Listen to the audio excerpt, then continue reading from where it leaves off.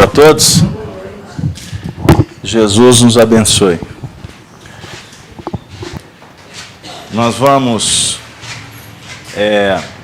com muita alegria, darmos por início o trabalho da noite, suplicando a Jesus as bênçãos para a nossa reunião, que possamos receber o envolvimento espiritual que possa favorecer os estudos da noite. Sejam todos bem-vindos. Nós aproveitamos para endereçar um abraço a todos os nossos teleouvintes, que nos acompanham através do site da FIAC, da Rede Amigo Espírita, e também os nossos companheiros que estão nos acompanhando através da Rádio Brasil Espírita de Maceió. Nós vamos, então, nessa noite, realizar o estudo do Livro dos Espíritos, conforme é a nossa tarefa de todas as sextas-feiras, que é a obra básica da doutrina espírita. Livro esse que foi editado em Paris em 1857. Ele é dividido em 4 partes, como sempre nós ressaltamos. É a obra que deveríamos ter de cabeceira. Não é para enfeitar o cantinho da cama, não.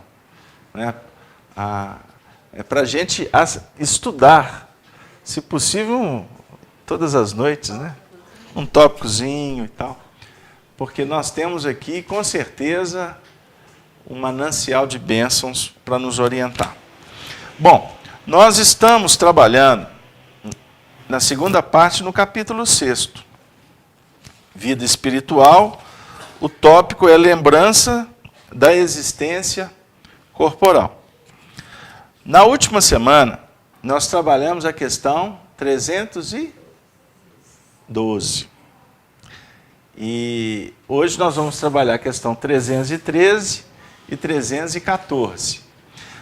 Iniciamos também endereçando um abraço a todos os nossos amigos da sala Estudando Espiritismo. Marco Aurélio está aí representando. À medida em que for tendo participações, você nos chama. Boa noite, Marco Aurélio. Bom, vamos lá. Questão 313. Eu vou ler só a questão 312, tá bom? Pode ser? Pode ser. Só para a gente relembrar. Os espíritos conservam a lembrança dos sofrimentos porque passaram na última existência corporal? Resposta. Frequentemente eles a conservam. E essa lembrança lhe faz compreender melhor o valor da felicidade, de que podem desfrutar como espíritos. Questão 313. O homem que foi feliz nesse mundo lastima a felicidade de que perdeu ao deixar a terra? O homem que foi feliz nesse mundo lastima a felicidade de que perdeu ao deixar a terra? Resposta. Só os espíritos inferiores podem lamentar as alegrias condizentes com a sua natureza impura e que lhes acarretam a expiação pelo sofrimento. Para os espíritos elevados, a felicidade eterna é 1000 vezes preferível aos prazeres efêmeros da terra. Então aqui, o texto é muito sugestivo para nós. Porque os espíritos inferiores é que lamentam as alegrias que têm a ver com esse mundo material. E que eles deixaram de tê-las. É isso aí? Ficou claro? Os espíritos elevados, o foco é outro. É a felicidade eterna. O que hoje atende a quem está na Terra no sentido do envolvimento com as questões materiais, quando o ser desencarna e chega lá na realidade espiritual, a apreciação das experiências, ela toma uma outra dimensão. Nós aqui estamos estudando doutrina espírita. E estudando essa doutrina, a gente já tem uma chave que abre recursos, possibilidades extraordinárias para o nosso entendimento. O que a grande maioria não tem. Pode conceber por intuição ou pelas experiências que trazem das próprias vidas pregressas e das experiências que tiveram no mundo espiritual. Então a nossa consciência vai dizendo o que é bom, o que não é bom, né? O que pode ser passageiro e o que pode definir perenidade, continuidade. Certinho? Bom, na questão 314, aí tem um comentáriozinho aqui de Kardec. Tal como o homem adulto que menospreza aquilo que constituía as delícias de sua infância. Então, o homem adulto que olha, aquilo ali foi bom quando eu era menino, mas já não tem mais valor nenhum. No mundo espiritual, a ideia é essa. Olha, puxa vida, a minha concepção aqui agora é outra. Né? Agora, é importante a gente entender também que até o entendimento do que é melhor, enquanto o indivíduo está gravitando pelo seu interesse naquele ponto, naquela referência, e isso está felicitando-o, não é? De alguma sorte, ele está aprendendo também. Os valores vão se modificando a partir do momento em que você vai descobrindo outras possibilidades. Não é? Então, com isso, fica para nós aquela indicativa de Jesus: não julgueis o outro. Não julgueis para não seres julgados. Então, muitas vezes a gente tem que passar pela experiência para a gente entender. E nós temos a pretensão de querer que o outro entenda sem ter passado pela experiência. Então, você não pode julgar. Mas se você já compreende, você tem que tomar cuidado para você não sintonizar com a retaguarda. Porque costuma sintonizando com a retaguarda, você acaba muitas vezes fortalecendo, vamos dizer assim, enaltecendo o que ficou, e aí passa a ser uma recidiva, né? Passa a ser o retornar para viver uma coisa que não necessariamente o espírito tem que viver. Né? É como se fosse um processo saudosista. Né? Foi bom lá, eu quero mais. Aí, de repente, como ele já mudou de plano, retornar para uma experiência que já não mais atende, costuma trazer, para não dizer, costuma não, com certeza vai trazer de sabores maiores. É o que Paulo define para nós na sua carta aos Romanos. Quando eu não sei, o que eu faço é lei. Eu não sei. Então eu julgo que isso aqui é o melhor. Agora, a partir do momento que a lei se revela, ou seja, a partir do momento que o entendimento ganha espaço, aí complica. Aí complica. Aí é o que o Paulo define, aí o pecado habita. O pecado surge. O pecado surge porque você passou a ter entendimento do processo. Deu aí?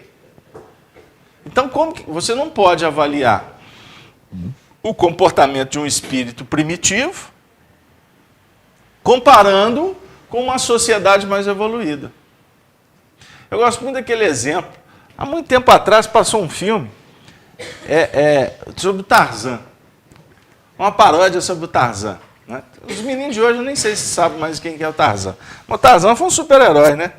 Lá atrás, aquelas histórias bonitas, né? O Homem Macaco, né? Aí nessa paródia aí trouxeram o Tarzan para viver lá em Nova York. Meu Deus, como que foi complicado. Soltaram o Tarzan lá no apartamento lá, mas ele fez tanto estrago, né?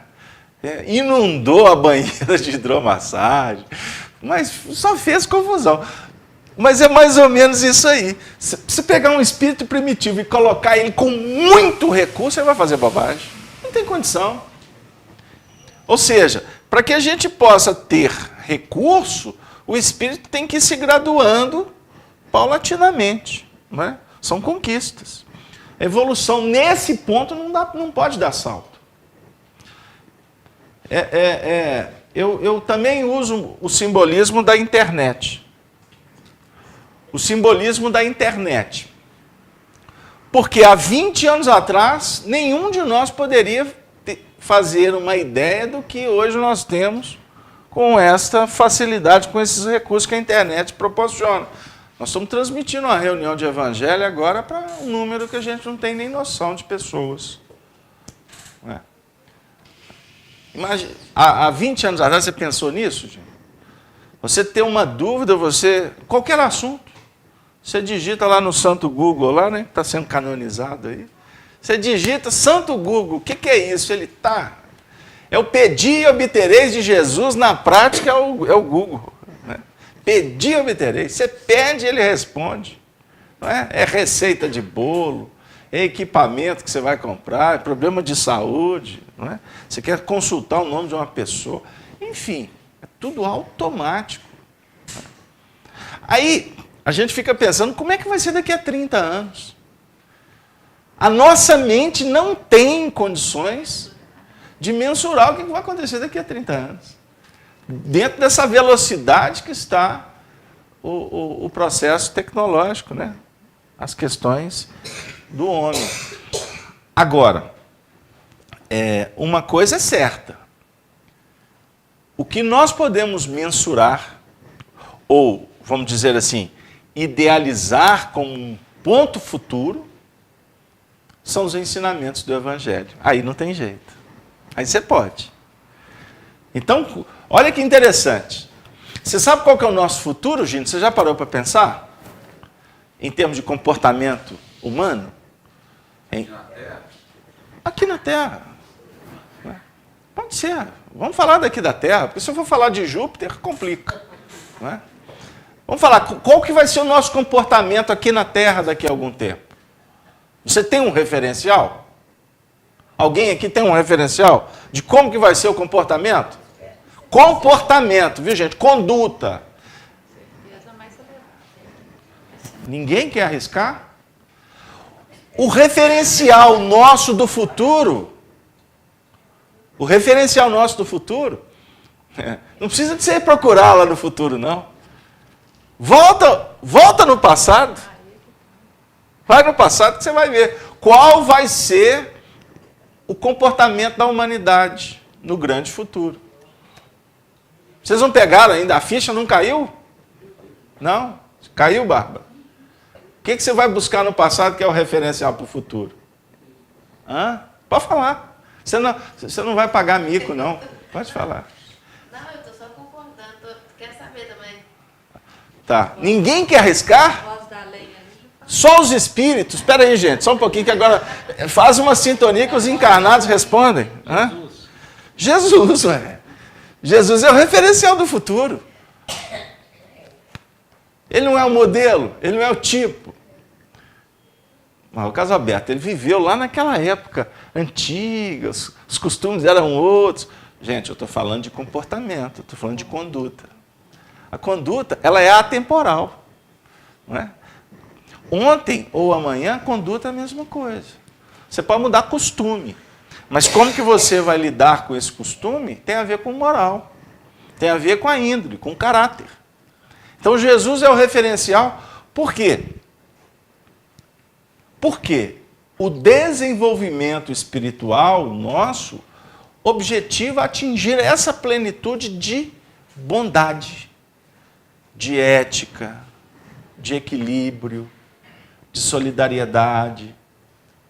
Tanto que se a gente... Nós estamos vendo muitas coisas complicadas por aí, nós temos que nos curvar a isso. Ok. Mas se a gente for analisar a própria humanidade, nós já melhoramos muito. Já melhoramos muito. Não é? Você vê que hoje o pessoal... Antigamente as tertúlias eram no circo, né? Circo máximo. Aí matava cristãos, não é? Gladiadores. Coisa era sangrenta, não é verdade? Hoje, no máximo, xinga o juiz, fala que tem corrupção lá na CBF, não sei o quê. O campeonato foi encomendado, né? Aí volta frustrado, mas já melhorou muito, não já, Marcão? Não já? Né? Embora tenha uma turma aí, até falando do futebol, que eles estão talvez piores do que os gladiadores de Espartacus, né? Porque eles se degladiam. Aí você observa o seguinte, mudou os costumes. Mas existem comportamentos que ainda definem a posição espiritual dos indivíduos. Ou seja, o tempo passou, o progresso chegou, mas existem quantos espíritos que estão tendo um comportamento lá da época de Gengis Khan?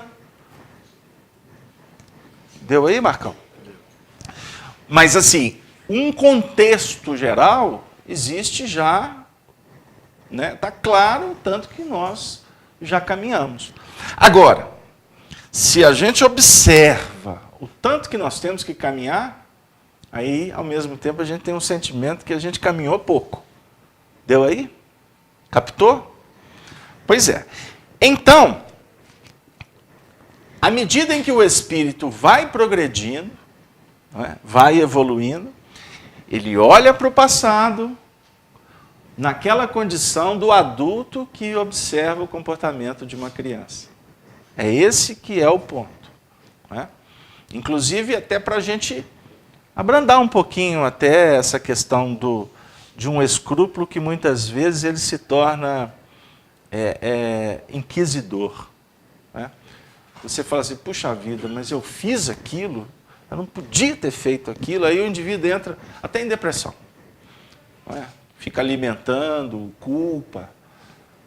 Ok, o despertar ele passa muito pela conscientização do que nós fizemos.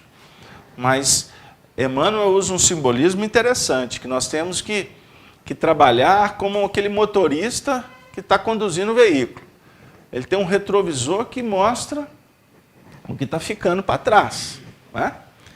Mas esse retrovisor tem que também sinalizar para ele, para que se vier um outro automóvel para ultrapassá-lo, ele tem que tomar cuidado. Né? Ou seja, o que brota do passado, ele não pode trazer problema na nossa atual momento na estrada. Mas você tem que ficar observando para frente. Não é? A atenção principal é com a estrada, é o que está chegando, ou seja, o caminho que nós estamos percorrendo para atingir o objetivo da viagem. É o nosso grande futuro. Deu aí? Qual é o tipo mais perfeito que Deus colocou na nossa caminhada? É a questão 625 do Livro dos Espíritos. Jesus.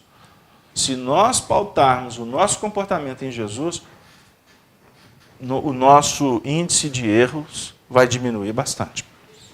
Mas nós gostaríamos também de falar da questão 314. Vamos lá? Aquele que começou grandes trabalhos com um objetivo útil e que os vê interrompidos pela morte,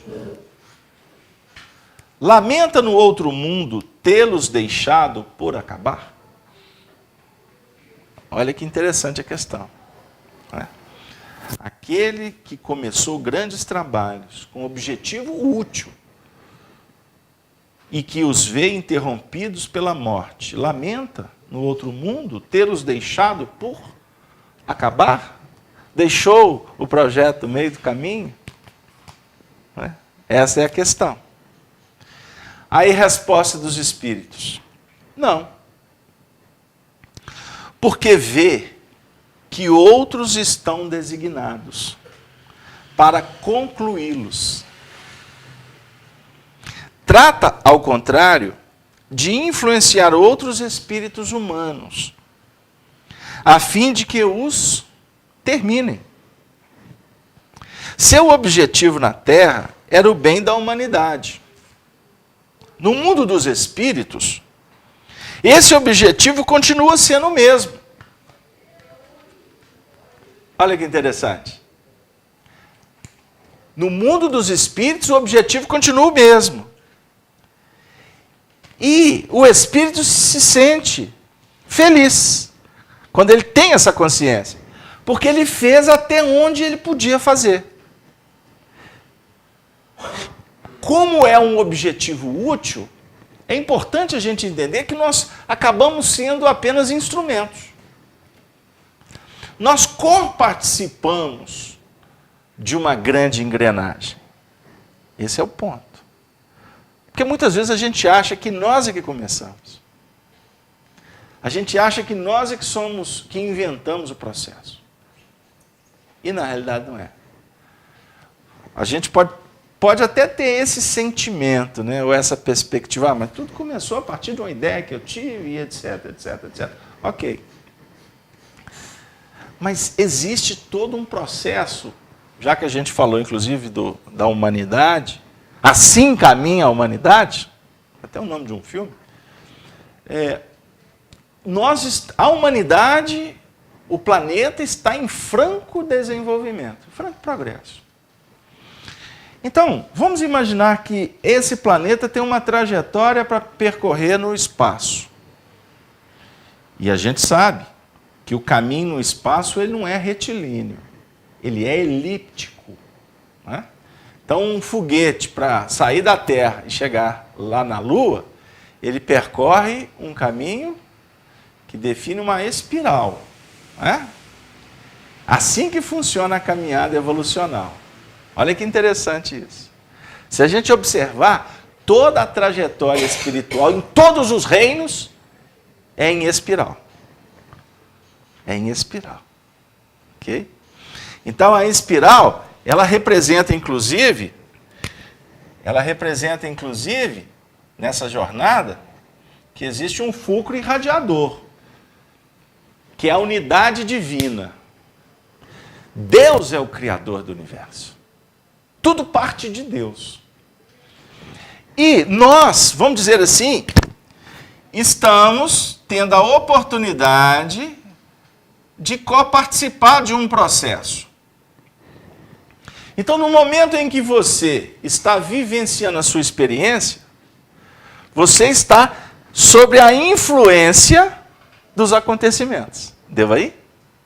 Então, nós estamos reencarnando num processo constante, e o aprendizado que o espírito vai empreendendo dentro dele mesmo, ele conta com a ajuda, inclusive, das etapas maiores que vive a humanidade. Então, o que eu quero dizer? Existe o seu ciclo, que se intercambia com ciclos maiores. Ok? Você é o ponto principal do universo. Não se assuste. Você é o ponto principal do universo, na sua concepção. Então, a questão do universo girar em torno do Sol, não é? Ou a Terra, não é? A questão do heliocentrismo e etc., tem muito a ver com o nosso psiquismo. Você é o centro da Terra, o centro do universo, melhor dizendo. Ok? Ah, mas espera aí, Casabeta, eu sou um grãozinho de areia desse tamanhozinho. Tá, mas se você pensar diferente, você perde o referencial. Então, você está despertando para compreender a beleza do universo, que foi criado, sim, pelo foco principal que é Deus. Qual que é o caminho do espírito? Se aproximar cada vez mais de Deus. Como que ele vai se aproximar cada vez mais de Deus? Ele aprender a gravitar, a evoluir, compreendendo etapas, Porque cada espiral dessa aí pode representar um ciclo. A sua vida é um ciclo. A sua encarnação é um ciclo. Mas a sua encarnação ela tem vários ciclos. Didaticamente, nós não temos a criança, o André Luiz não conta pra gente, que o espírito conclui a reencarnação dele com 7 anos de idade? Olha, para vocês verem. Depois dos 7, ele vai entrar num processo até atingir a adolescência. Mais 7.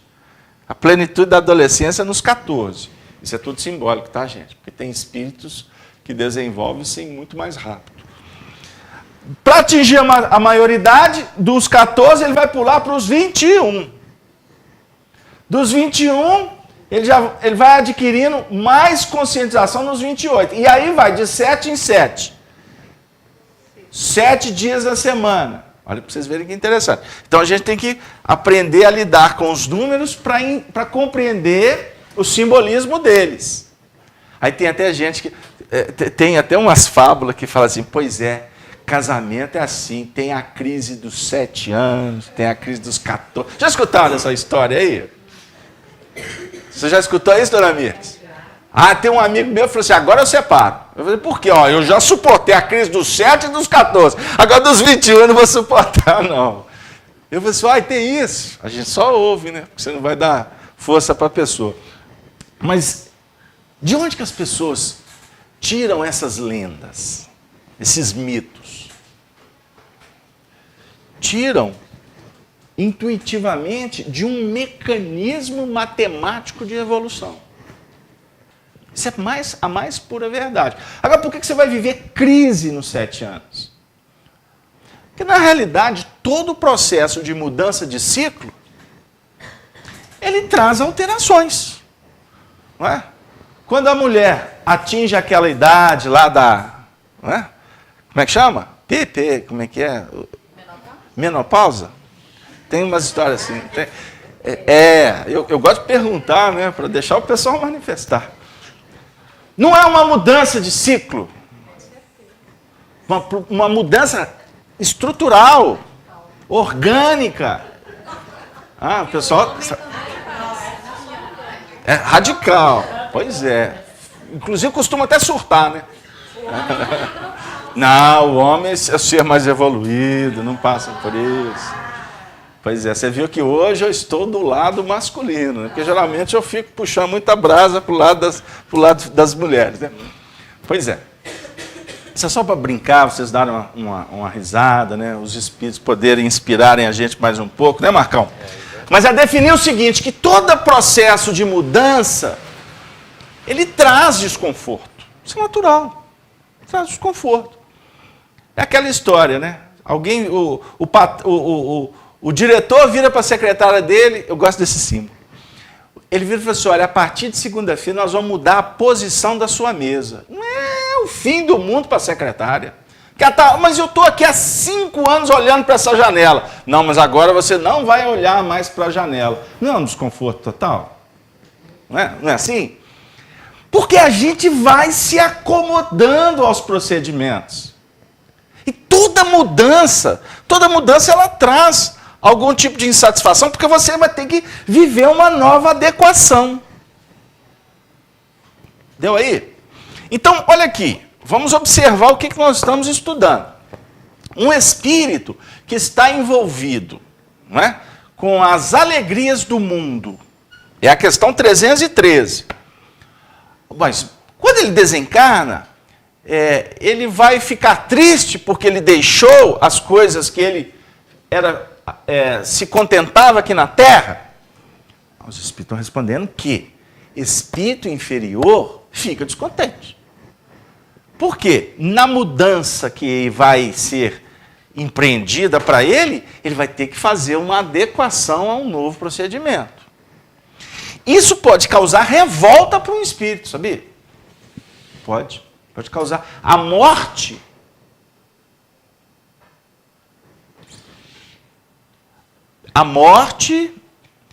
é a grande colecionadora dos feitos que nós realizamos na Terra. Olha o que o amigo aqui está me alertando. É uma grande colecionadora. Os bens que espargimos, os malefícios que projetamos. A morte coleciona, ou seja, a morte vai te mostrar todos os feitos, ok? Então, no momento em que você vai ter que se adequar a uma realidade de vida, porque morte é só a transição. Ninguém morre. Morre só o corpo. Aí, se você é um espírito, o que caracteriza um espírito inferior? A inferioridade caracteriza-se pela ignorância. Ok? Pela dificuldade em modificações, em se adequar a um novo contexto de vida. Isso tudo define ignorância. Ou seja, se você não conhece, se alguém falar para você assim, olha, a partir de hoje a empresa vai se modificar, você não mais vai ser a minha secretária. Você, olha, eu vou manter o seu salário, mas você vai ter que trabalhar na faxina. Ah, meu Deus.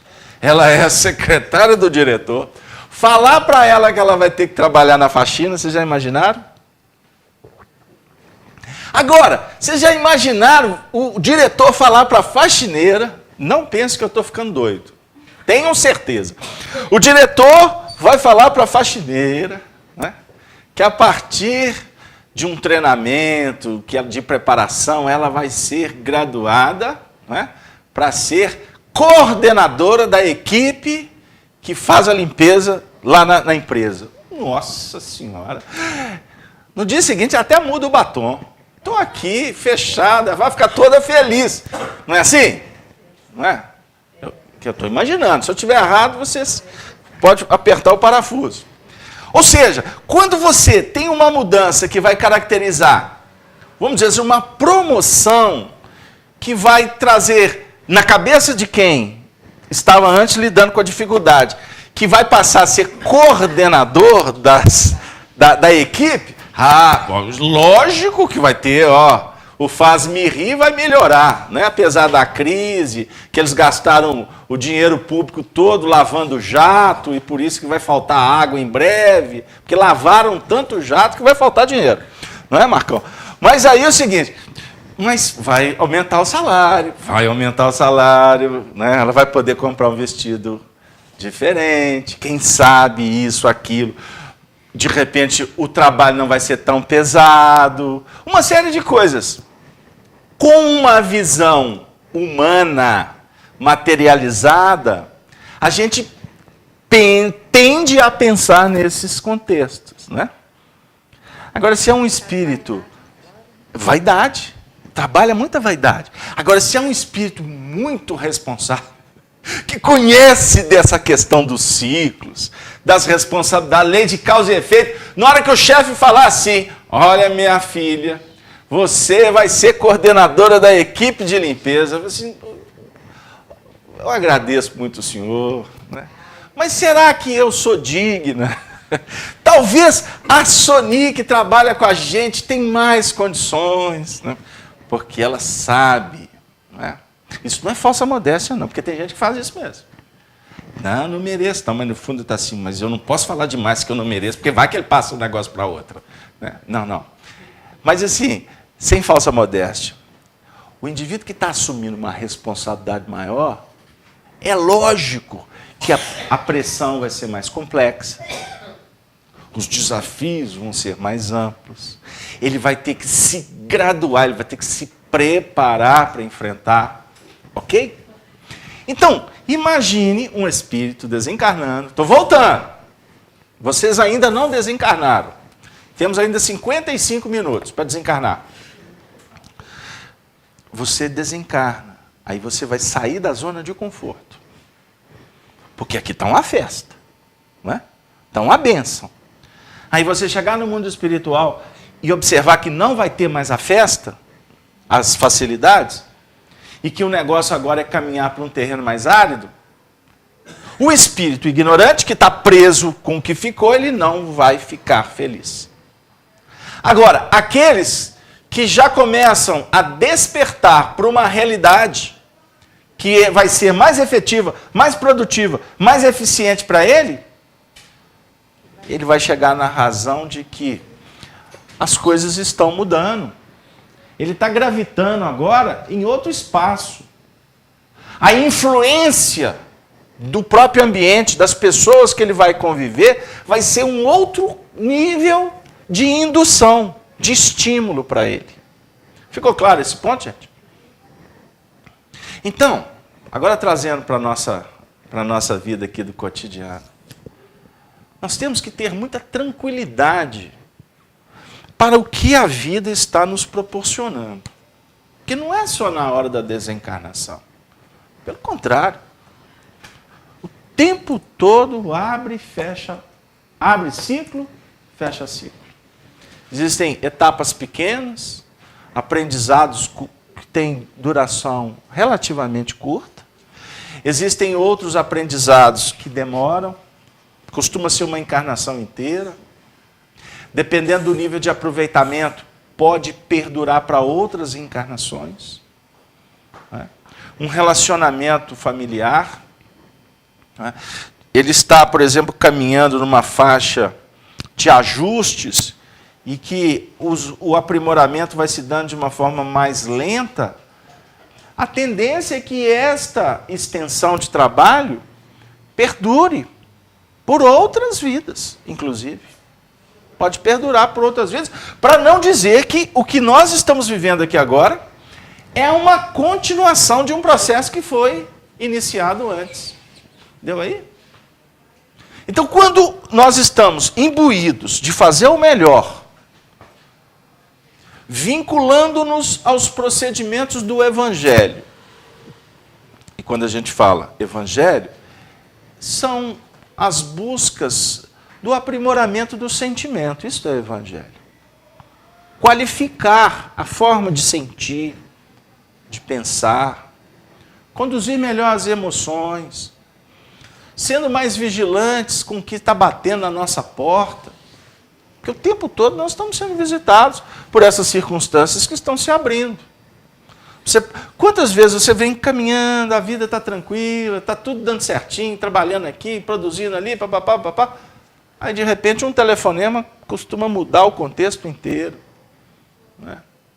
Vocês imaginem, por exemplo, hoje eu estava escutando no rádio. Eu gosto de vez em quando citar algumas coisas da Terra para a gente associar com as coisas do Espírito, que é o foco principal. Mas nós estamos vivendo um processo de crise no país. Não é verdade? Você vê 1 quilo de tomate custar R$ 7,00. Te indico um que hoje eu achei por R$ 6,50. Estou brincando. 1 quilo de tomate, 6, 9. Isso é preço, não é? Aí isso você vai associando uma série de coisas. Quantas famílias estão com possibilidades de viver problemas seríssimos pela perda do emprego, não é? Daqueles que são os provedores? A indústria automobilística, e todas as fábricas tendo que entrar em férias coletivas, promovendo aqueles desligamentos voluntários com premiações, etc, etc. O que isso vai redundar ao longo do tempo? Isso é um efeito daqui para frente.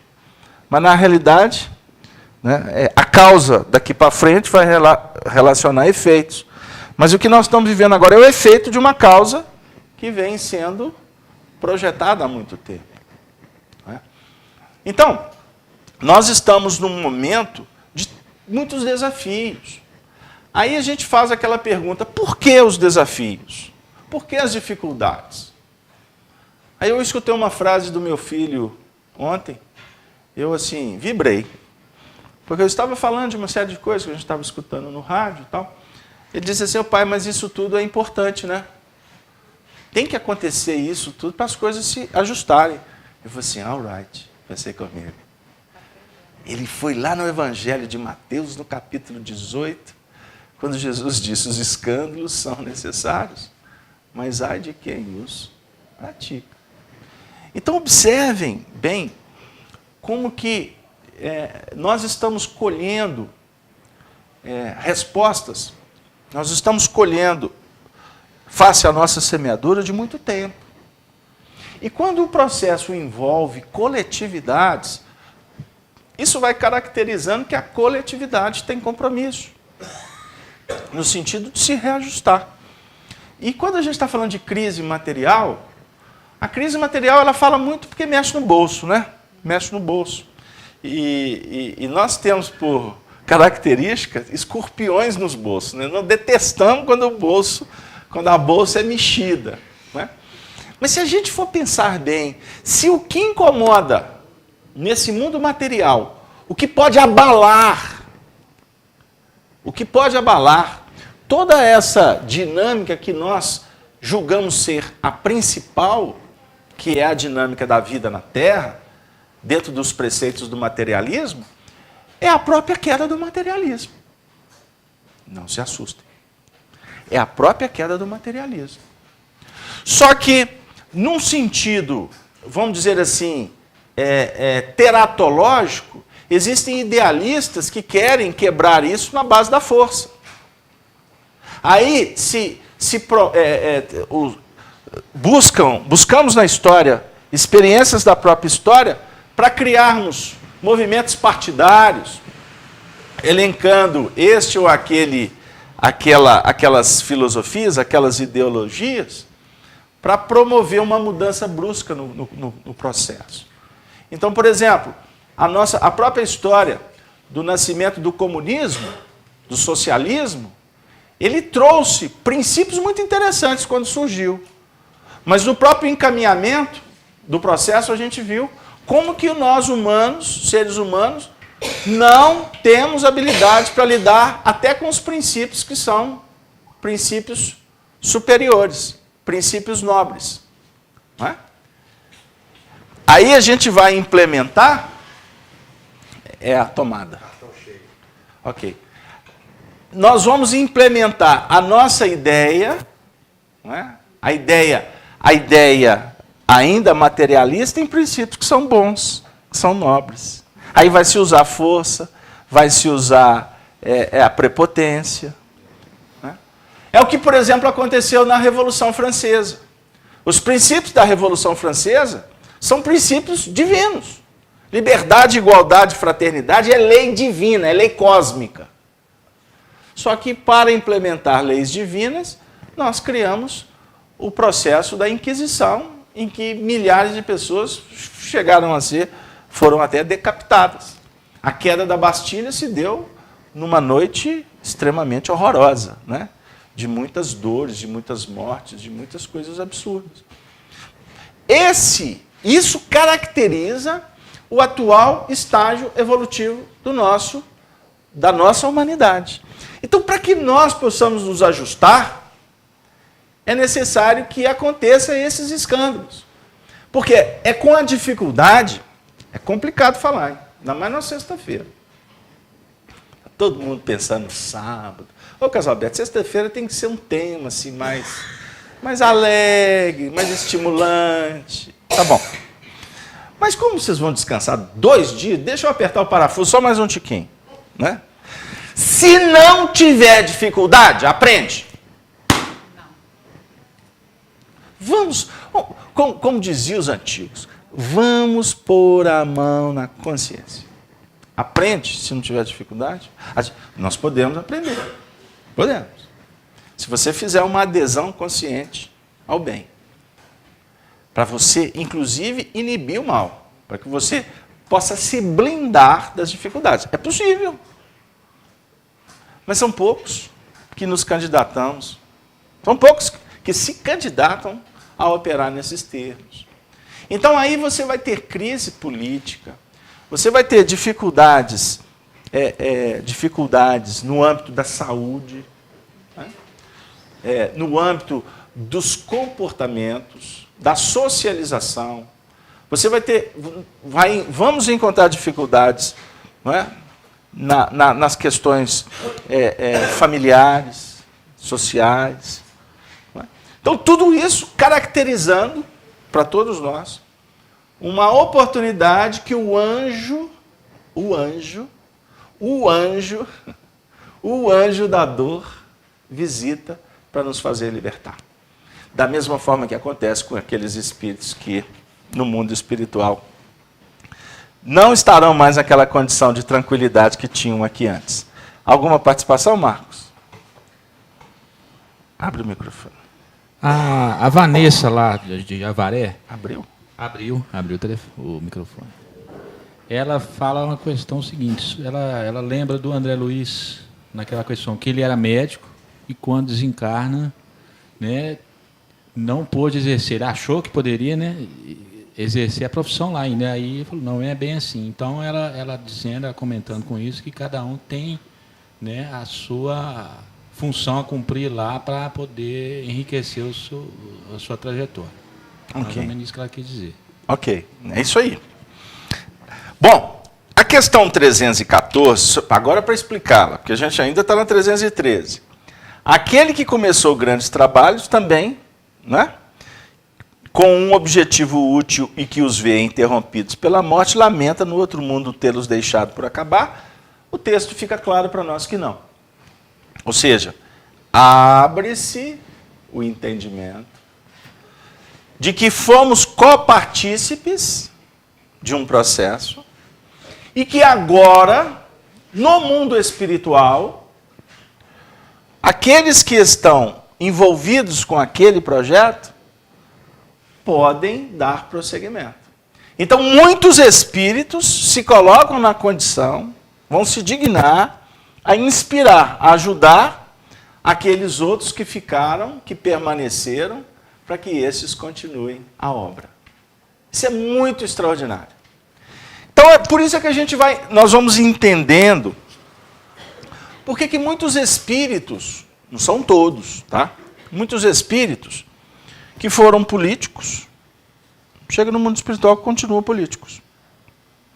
Por quê? No mundo espiritual vão entender que a política que adotaram aqui não foi, isso é a maioria, não é regra. Que a política que foi adotada aqui foi a política de César. Enquanto eles estavam aqui para aplicar a política de Deus no reino de César. O que vai acontecer com eles? Chegar no mundo espiritual tendo consciência de que perderam a oportunidade, muitas vezes, isso aí no sentido daqueles que desencarnam em situações complicadas, eles podem ter a oportunidade de continuar atuando naqueles ambientes, porém, como espíritos. Vocês sabem que existem espíritos. Isso é em todos os setores, tá? Eu falei política porque foi o primeiro que apareceu. Todos os setores. Existem espíritos que complicam aqui.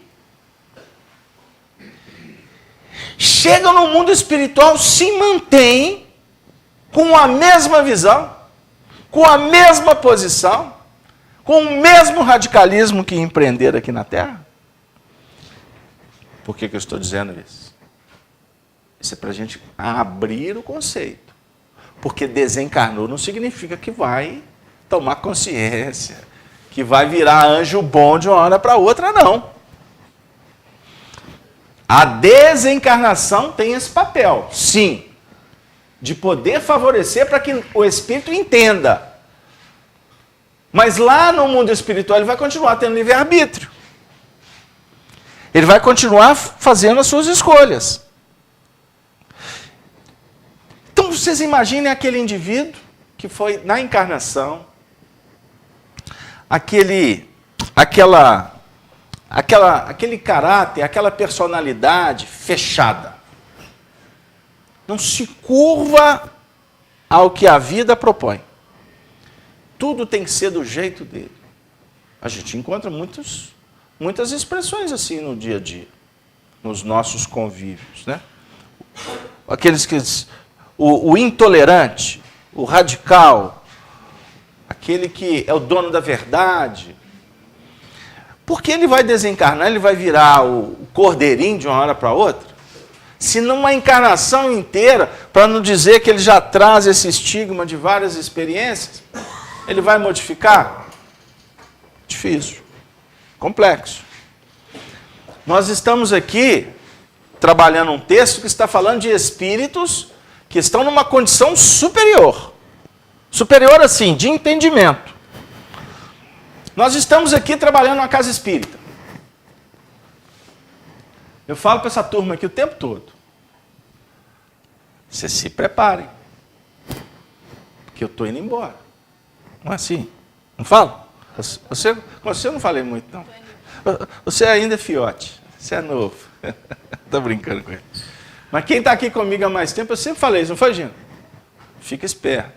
Outro dia a Dora me ligou, onde você está, cara? Eu estou no médico. Eu vou, já estou para receber o diagnóstico da partida.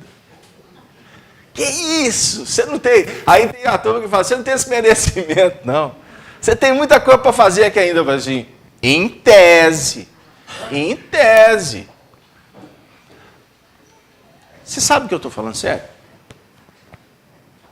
Eu falo com os meus filhos. A gente não deve ficar falando coisa pessoal, não.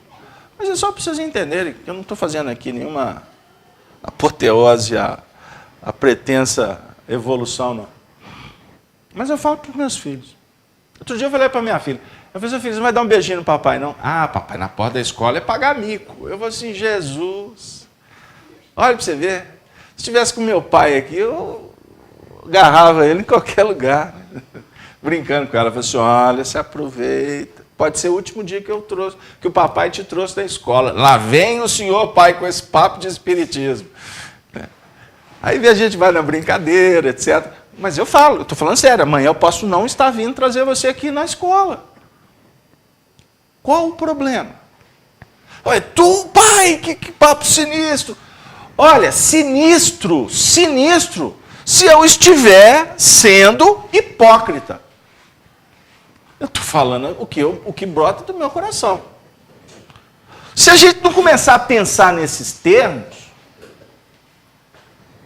se a gente não começar a pensar nesses termos, como diz o William falou para a gente que segunda-feira, você está lembrado, Dora? O William falou, porque nós estávamos conversando na reunião, o William falou que não vai para o umbral. Aí a gente ficou morrendo de rir e tal. Ele falou assim, poxa, mas eu trabalho na doutrina espírita, eu não vou para o umbral, eu não sei para ir para o umbral trabalhar. É lógico que ele está falando isso de uma forma brincalhona, didática, porque todos nós vamos dar uma passeadinha por lá, não tem dúvida. Pode ser tomar um cafezinho assim a médio prazo, pode ser um jantar a longo prazo, ou pode ser uma escassez até faltando água, porque já sai daqui faltando água, ficar sem água lá no umbral, eu não sei se vai fazer muita diferença, não. Só está rindo, né, dona Eustáquia? Mas é para rir mesmo, é só para a gente dar uma relaxada. Olha, se a gente não pensar, se a gente não começar a formatar a mente, como que você pode enfrentar o problema amanhã? Você já imaginaram se eu tiver uma crise? Uma crise que vai faltar água mesmo. E olha que a coisa caminha para isso. O homem que não dê jeito, não. Vocês imaginaram a gente sem água? Vocês já imaginaram como que vai ser complicado? Não é? Complexo. Isso pode acontecer? Os números, os ciclos estão nos mostrando isso. Então, bem-aventurado quem começar a se preparar para isso. Nós podemos ter um acontecimento complexo, podemos ter uma guerra, pode acontecer uma série de coisas. Quando os romanos estavam em festa, não é? Para a chegada, para reverenciar alguns líderes políticos das armas, fizeram uma grande festa em Pompeia. E lá se encontrava a família de Emmanuel. Estava o senador Públio Lentulus, a sua filha Flávia, a serva Ana, os outros escravos. Eles já estavam numa outra dimensão, num outro contexto de vida, mas Pompeia estava em festa. O Vesúvio acordou. Agora, um vulcão, ele não entra em erupção de uma hora para outra. Não é? O Vesúvio estava dando sinais há mais tempo. Mas os homens, aquilo ali é uma manifestaçãozinha ali. E o Vesúvio estava avisando. A natureza está avisando muitas coisas para nós. Muitas coisas. Na ambiência física, geológica, planetária. Mas a natureza também está nos avisando com outras questões. A necessidade nossa de rever conceitos. Vamos fazer uma pergunta, ou melhor, vamos fazer uma análise em conjunto. Eu vou convidar todos que estão em casa também. Por que nós estamos aqui na FEAC hoje à noite estudando sobre imortalidade da alma? Nós estamos falando de desencarnação. Nós estamos falando de postura dos espíritos do mundo espiritual diante do que ficou. Prazeres ou obras inacabadas. Por quê? Qual o objetivo daqueles que nos tutelam? Olha o que eu vou dizer. No dia da nossa desencarnação, guardem que eu estou falando. No dia da nossa desencarnação, nós vamos lembrar dessa reunião. Nós vamos lembrar do livro, das nossas experiências, dos contatos que nós temos com os espíritos aqui nas reuniões. Nós vamos lembrar disso tudo. E vocês não tenham dúvida que o que a princípio aqui fica parecendo apenas uma ficção científica, este valor vai ter uma importância para nós, como teve para muitos. E como agora pode estar significando para espíritos que estão presentes uma oportunidade deles reverem também.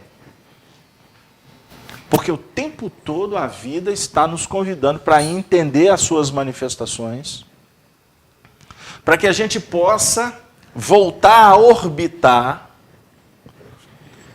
gravitar, né? A Terra gira em torno do Sol, não é isso?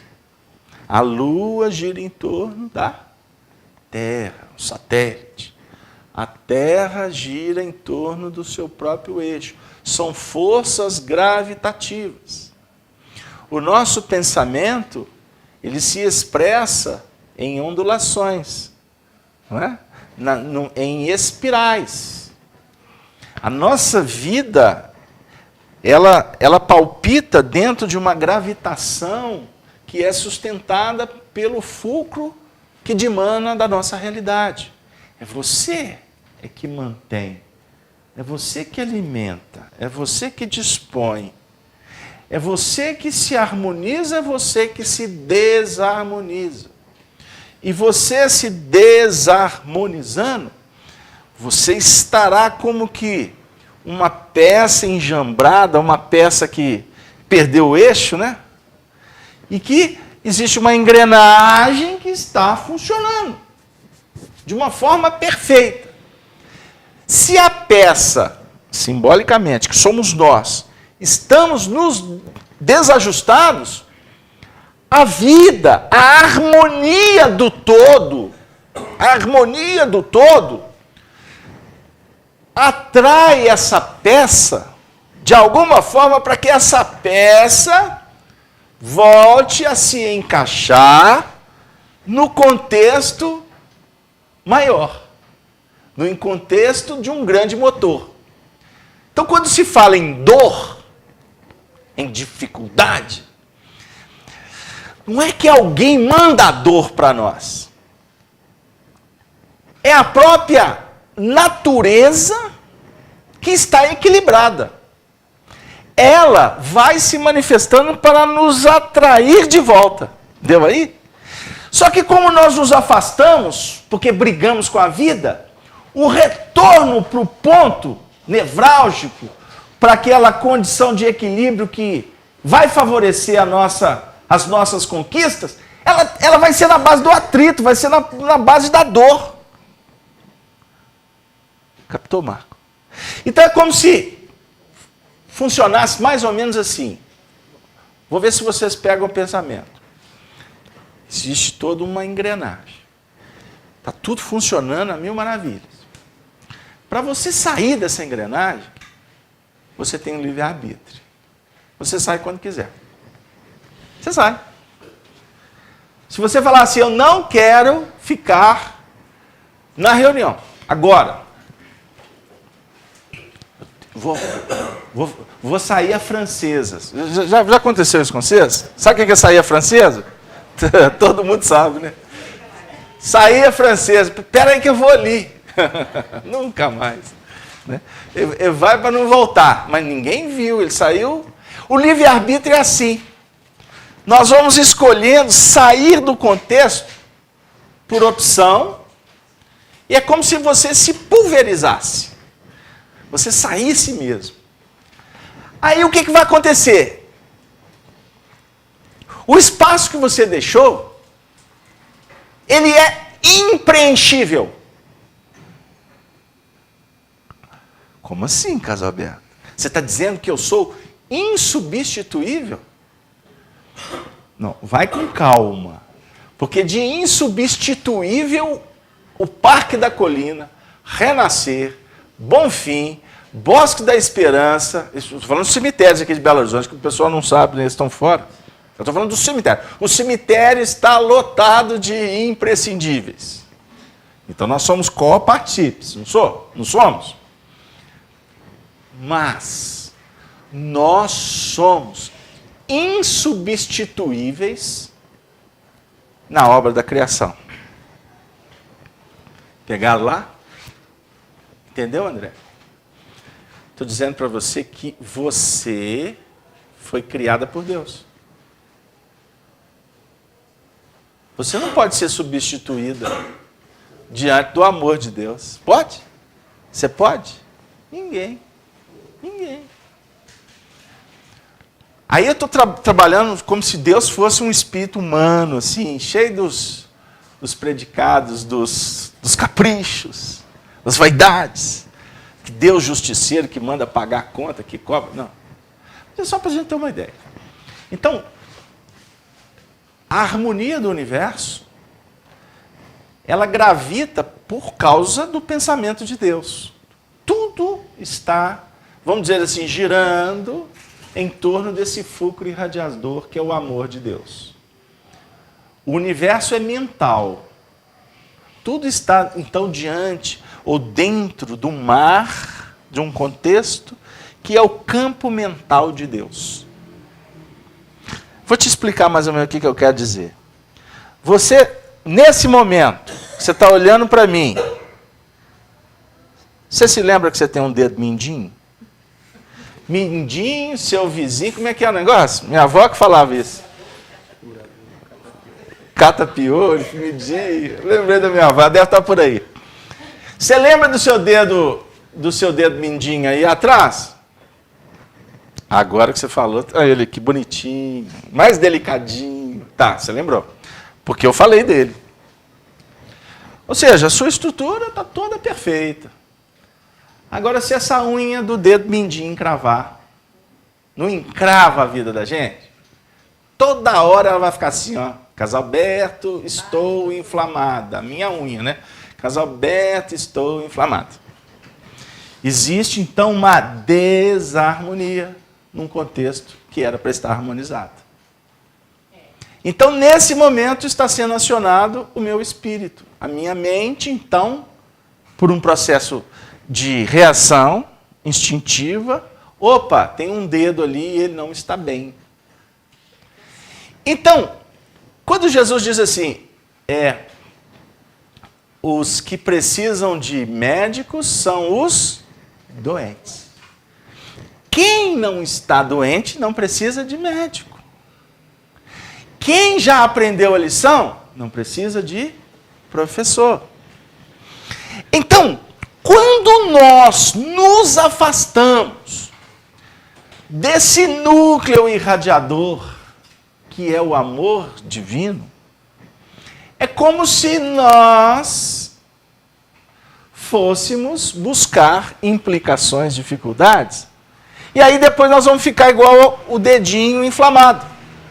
O dedinho inflamado é mais ou menos o que simboliza essa nossa ideia, a parábola do filho pródigo. Vocês estão recordando da palavra do filho pródigo? O senhor tinha 2 filhos. Ele era dono de uma fazenda. Você conhece a história. Todos conhecemos, né? Aí um deles, o mais jovem, não é? O mais jovem? O mais jovem. O mancebo, Ele pediu a parte dele na herdade. Pediu. Pai, eu quero a minha herança. E o pai, direito dele, entrega a herança para ele e ele vai viver a vida dele como adquirindo as suas experiências. Aí o que ele fez com a herdade? Gastou porque foi viver regaladamente. É o termo que está inserido no Evangelho. Ele foi viver regaladamente. Ele optou. Ele saiu da harmonia da fazenda, da herdade. Tudo lá funcionando a mil maravilhas. Aí ele foi viver a experiência dele. Ele saiu do contexto, gastou tudo que tinha, né? Gastou tudo que tinha, se precipitou numa queda complexa, e como perdeu tudo, ele foi buscar ajuda, não é? Ele teve que buscar ajuda nos jornaleiros, não é? E chegou num ponto que ele foi se alimentar com aquela alimentação mais rasteira possível. Alimentação de porcos, bolotas de porcos. Essa é a parábola que Jesus deixou para nós. Aí quando ele viu que ele chegou no fundo do poço, o pai sabia. Na hora que ele falou assim, me dá a herdade, o pai olhou e falou assim, puxa vida, eu já passei por isso. Esse negócio não vai dar certo. Mas o filho tem livre-arbítrio, não tem? O que o pai vai fazer? Vai trancar ele? Vai impedir ele de pensar, de sentir? É direito, vai lá. Está institucionalizado, não é? Juridicamente tem respaldo, vamos que vão. Aí ele começa a suplicar ajuda, né? E o texto do Evangelho é lindo, porque Jesus fala assim, e ele, depois que caiu, aí ele caiu em si, olha que bonito, aí ele caindo em si, ele começa a suplicar, não é? Para sair daquela condição. Aí o Senhor, resumindo a parábola, porque ela é longa, até uma proposta, quem sabe a gente vai estudá-la aqui na sexta-feira e posteriormente. A gente pode ficar com uns 6 meses, né, estudando só essa parábola. Aí o pai, depois que ele se soergue, depois de muito sofrer, né, o pai vai recebê-lo em festa. O pai promove uma festa, manda matar até um bovino cevado, né, uma história assim, né. Ele faz uma festa com o retorno do filho. Essa história é linda, porque Jesus está falando da misericórdia de Deus, que sempre vai nos oferecer, né, os recursos que nós solicitamos. E, ao mesmo tempo, ele não vai interferir nos processos dessas escolhas quando elas não são as melhores. Porque ele sabe que, optando pelas condições mais difíceis, o espírito vai aprender, não tem dúvida. Agora, em meio ao sofrimento, às quedas, quando soerguido, o filho vai, por certo, ser recebido dentro da própria harmonia do universo, numa festa celestial. É misericórdia atuando o tempo todo. Por isso, gente, é importante a gente refletir sobre essa questão do espírito chegar no mundo espiritual e observar que outros irão dar continuidade ao que eles vinham fazendo. Porque, nesse caso, o espírito vai se conscientizando que nós somos copartícipes. Aí eu estava falando sobre a minha desencarnação, não foi? Foi tudo isso por causa desse assunto? Até quando eu vou ficar aqui? Não, está errado. Aonde tem centralização, tem erro. Não tem dúvida, tem incoerência no processo. Nunca nunca, essa é a dica, nunca feche portas para que a vida promova, para que a vida crie condições para o aprendizado de muitos. Eu trabalhava numa casa espírita aqui na América do Sul. Essa aqui agora, como é um assunto complicado, eu não posso dar o detalhe. A gente estava lá nos primeiros movimentos de espiritismo, aí a gente participava de uma atividade que era cursos de doutrina espírita. E a casa, muito robusta, muita gente. Então tinha umas regras lá. Então, por exemplo, cada sala de aula podia receber até tantas pessoas e até um determinado período pós o início do curso. Então, exemplo, o curso começava lá em fevereiro. Então, quando chegava ao final de fevereiro, inscrições fechadas, ninguém podia entrar mais. Aí eu, beleza. Aí o que aconteceu? No início, as inscrições, todas as classes, enfim, ficam abarrotadas de gente. Né? E, inclusive, dá até disputa, né? Tem que enfrentar a fila mesmo. O negócio é legal, é legal. É aquela história do Evangelho, muitos são os convidados, aparece festeiro para todo lado. Mas para chegar até o fim são poucos, porque todo mundo vai embora. Porque sabe que o negócio é osso, né? É difícil. E aí, bom, beleza, começamos o curso e tal. Aí a sala lotada. Aí eu fui percebendo que as outras salas, e era sala cheia, né, muito calor, eu não podia fechar a porta. Né? Aí eu mantinha a porta aberta. Aí sempre aparecia lá um filho de Deus, eu falei assim, aí, pode entrar? Eu falei assim, pode entrar? Aí eu ficava assim, Jesus, e o povo falou que não pode entrar. E como é que eu vou falar não pode entrar? Resultado. Quando chegou no final de fevereiro, que inscrições fechadas, eu falei assim, olha, eu vou ver como é que Jesus vai me testar. Eu falei assim, eu vou ver. E foi chegando, gente, pô, Casalberto, pode participar? Fiquei sabendo que tem um curso aqui. Eu falei assim, mas pode. E foi, eu sei que cabia na sala 70 pessoas, enquanto as outras turmas iam diminuindo o número de pessoas, porque eles iam fechando as portas, e o povo vai desistir no meio do caminho, e eu não fechava a porta, enquanto as turmas iam diminuindo a minha, eu multiplicando. Eu sei que foi quando chegou aos 6 meses de curso, o pessoal foram apurar, porque cabia 50, minha sala devia ter uns 170, né? E era festa, eu tinha espírito até na galeria pendurado. Final do ano me mandaram embora. Porque foram apurar porque que a minha sala fazia sucesso e a dos outros não. E descobriram que eu quebrei todas as regras. Gente, eu não sou nenhum revolucionário, não, mas eu fico pensando, isso aqui é um pronto-socorro. Doutrina espírita não tem programa para você aprender doutrina espírita. Tem muitos que chegam no último ano, se eu vou falar assim, e costuma ele estar mais preparado que até quem está lecionando. É lógico que tudo tem regra, tudo tem que ter uma organização. Agora, fechar a porta você não pode, porque Jesus não vai fechar a porta. Que me desculpe os catedráticos, os estudiosos aí, eu prefiro errar por não fechar a porta. Porque eu fico pensando, se algum dia acontecesse comigo, eu chegasse num lugar desesperado, a pronto de tirar a própria vida, e alguém falasse assim, você não vai entrar porque já fechou a inscrição. Então, a vida é assim. Nós temos que pensar sempre em possibilidades. Nós temos que ser sempre aqueles discípulos que temos que procurar entender de verdade o que Jesus está nos ensinando. Jesus não está trazendo lições para a gente ficar treinando aqui no centro espírita, não. As lições dele é para a gente colocar em prática em todos os lugares que a gente tiver. Todos os lugares que a gente tiver.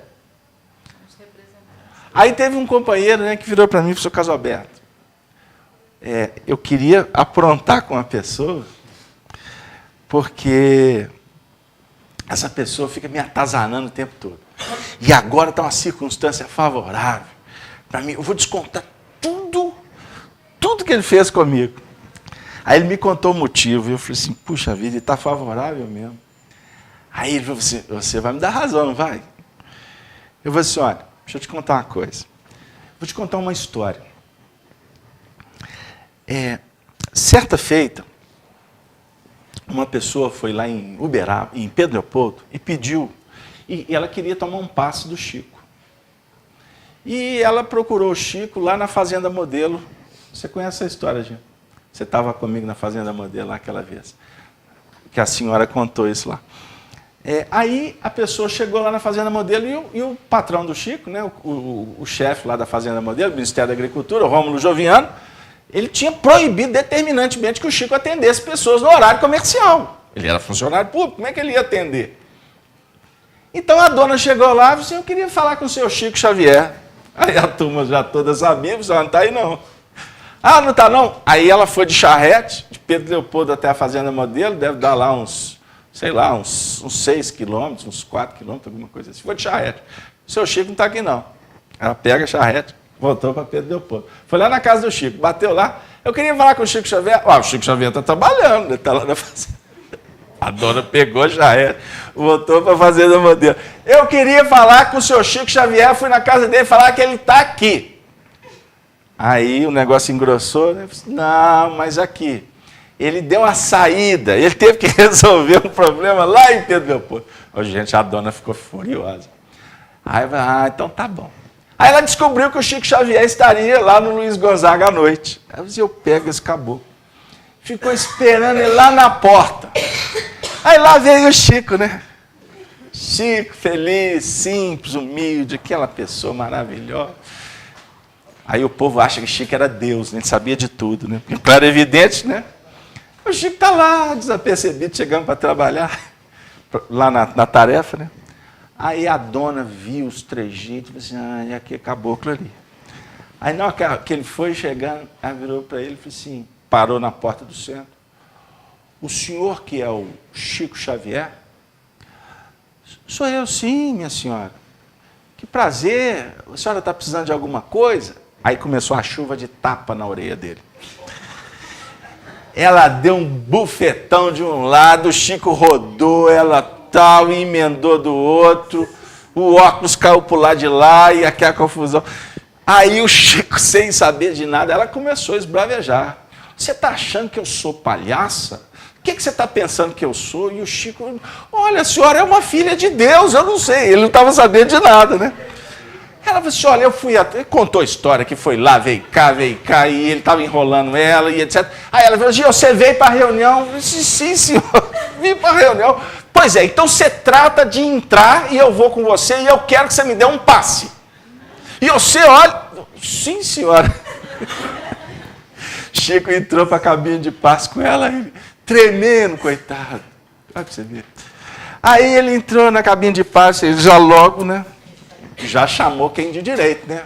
Nessas horas a gente tem que chamar o chefe. Aí ele fez a prece lá, mentalmente, entrando com a dona, todo desarvorado. Aí eis que ele vê Emmanuel. Aí o benfeitor olha, o que foi, Chico? O senhor não sabe?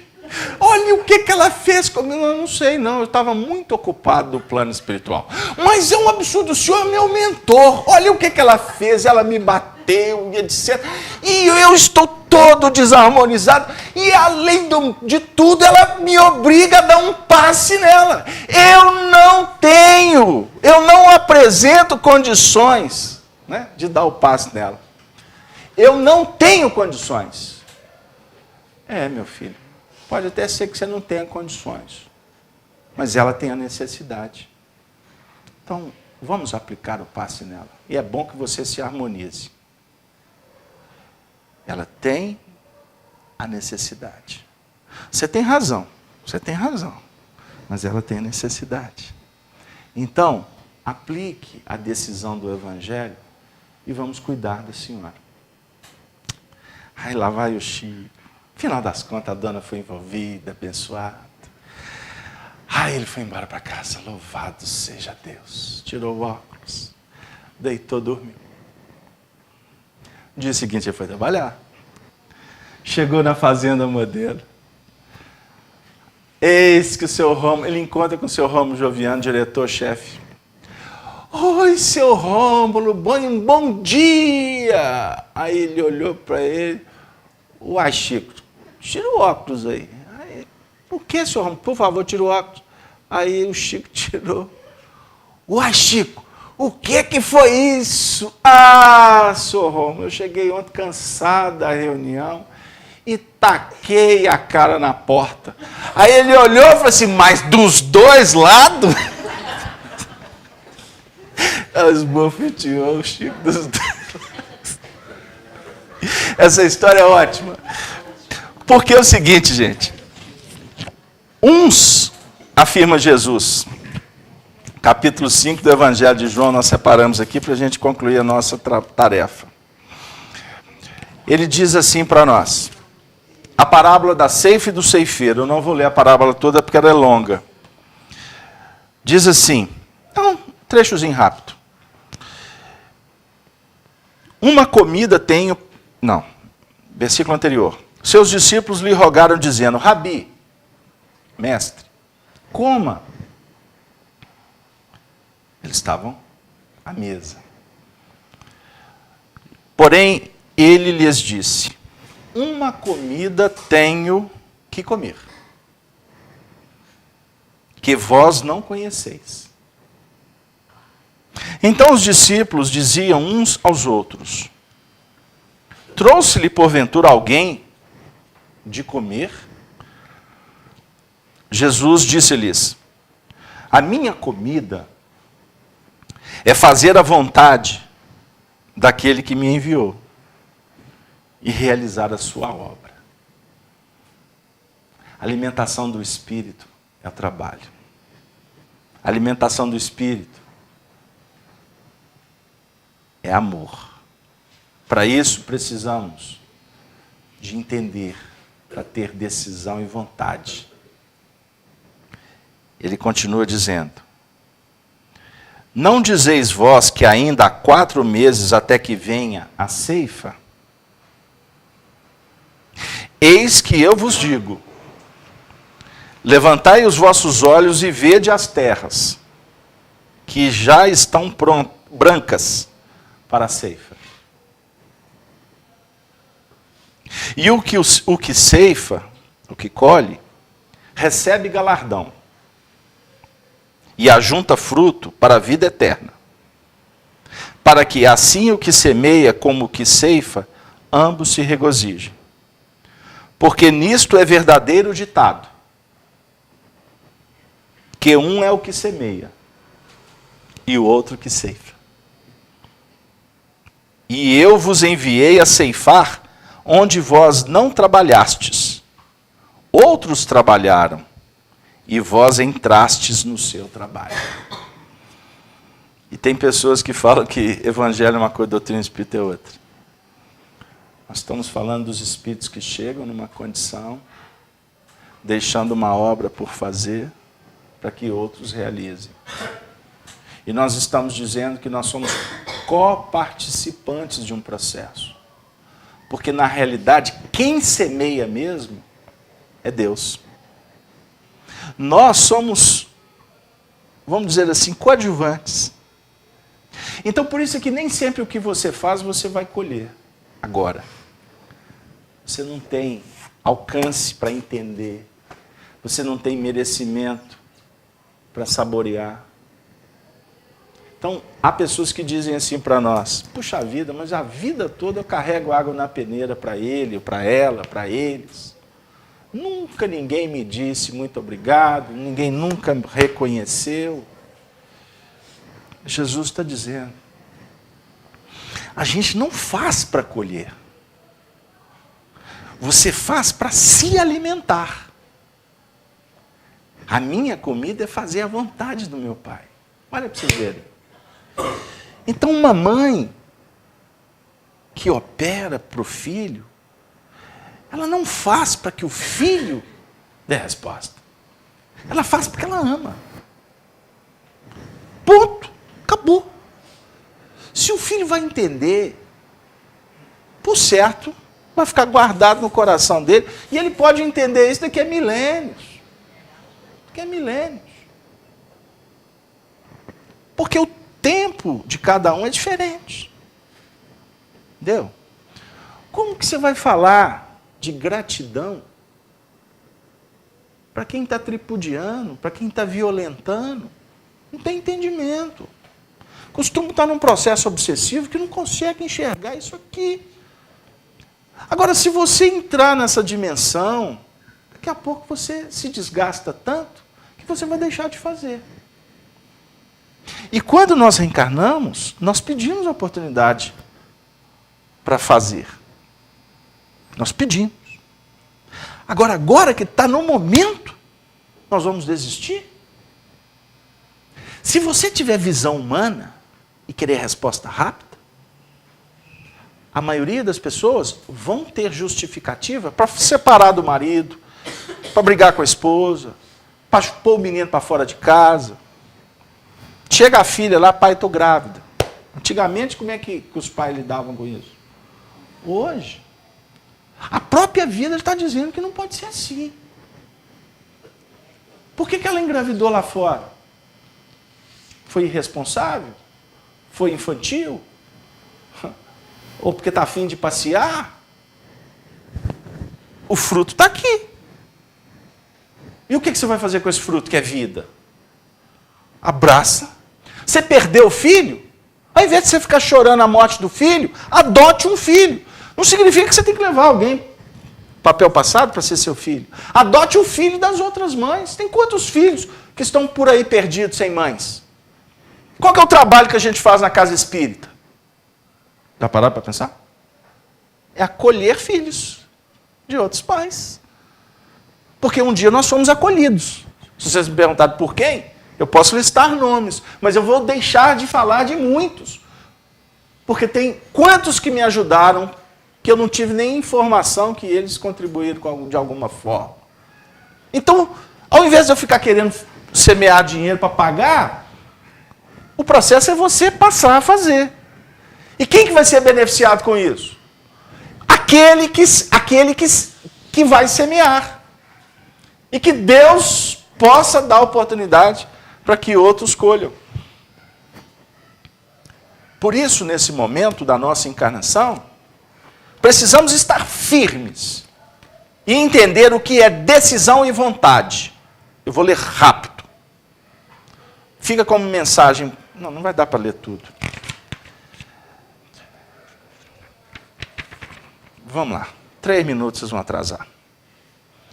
Incerteza parece coisa de pouca monta, mas é assunto de importância fundamental no caminho de cada um. Incerteza. Parece que não tem valor, mas é extraordinária a incerteza. As criaturas entram na instabilidade moral habituando-se a ela e passam ao domínio das forças negativas sem perceber. Dizem ser confiantes pela manhã e acabam indecisas à noite. Frequentemente rogam em prece: Senhor, eis-me diante da tua vontade. Mostra-me o que devo fazer. Isso a gente fala em prece. Aí, quando o Senhor lhes revela, através das circunstâncias, o quadro de serviço a expressar-se, conforme as necessidades a que se ajustam, exclamam em desconsolo: quem sou eu para realizar semelhante tarefa? Não tenho forças. Ai de mim que sou inútil. Sabem que é preciso servir para se renovarem. Mas paradoxalmente esperam renovar-se sem servir. Sabe que é importante renovar, mas acha que renovar não tem que servir. Dispõe de verbo fácil e muitas vezes se proclamam inabilitadas para falar auxiliando alguém nas construções do espírito. Falar para edificar.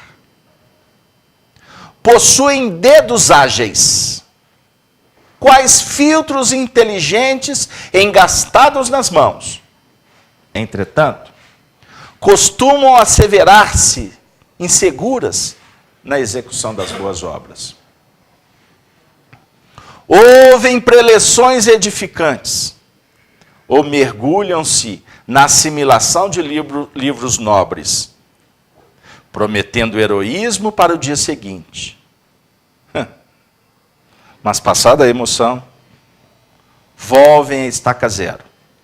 A maneira de viajantes que desiste de avançar nos primeiros passos de qualquer jornada. Louvam na rua o equilíbrio e a serenidade. E às vezes, dentro de casa, disputam campeonatos de irritação. O dever jaz à frente. A oportunidade de elevação surge brilhando. Os recursos enfileiram-se para o êxito e as realizações chamam urgentes, mas preferem a fuga da obrigação sob o pretexto de que é preciso cautela para evitar o mal, quando o bem francamente lhes bate à porta. Trabalho, ação, aprendizado, melhoria. Não te ponhas à espera deles, sobre a imaginária incapacidade de procurá-los. À vista de imperfeições e defeitos que te marcaram ontem, realização pede apoio da fé. Mãos à obra. Tudo o que serve para corrigir, elevar, educar e construir, nasce, primeiramente, no esforço da vontade unida à decisão. Vontade unida à decisão. Decisão e vontade fica para nós como a mensagem para nos sintonizarmos com a boa vontade do Evangelho. Sobre os auspícios da excelsa caridade, que vai nos conceder a felicidade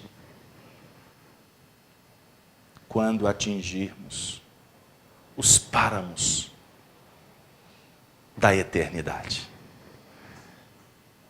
que se expressa em amor de Deus.